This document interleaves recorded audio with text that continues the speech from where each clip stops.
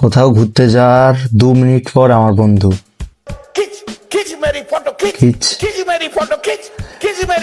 ভাই সত্যি ভাই আমি বুঝতে পারি না, ধরো কোথাও একটা লোকেশনে ঘুরতে গেছি, তো তো তোমার ফোনটাতে একটু ক্যামেরা একটু ভালো আছে, ঠিক আছে, 2-4 জন বন্ধু মিলে চলে যাবে একটা লোকেশনে, চলে যাবে, বলবে এখানে আমাকে দুটো ফটো খিচে দেবে। পোর্ট্রেট মুটে তুলবি, কিন্তু পোর্ট্রেট মুটে ভালো করে, যাতে ব্লার হয়, ওই পিছনে ব্যাকগ্রাউন্ডে যাতে ব্লার হয়, এরকম বলবে, ঠিক আছে।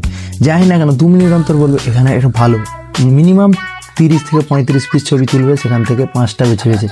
তারপরেও আবার জ্বালা থামবে না, মতলব মানে বাড়ি পৌঁছানোর আগেই বলবে ভাই আমাকে কিন্তু হোয়াটসঅ্যাপে এইচডি করে ফটোটা পাঠাস, হ্যাঁ আমি কিন্তু কালকে স্টোরি দিব।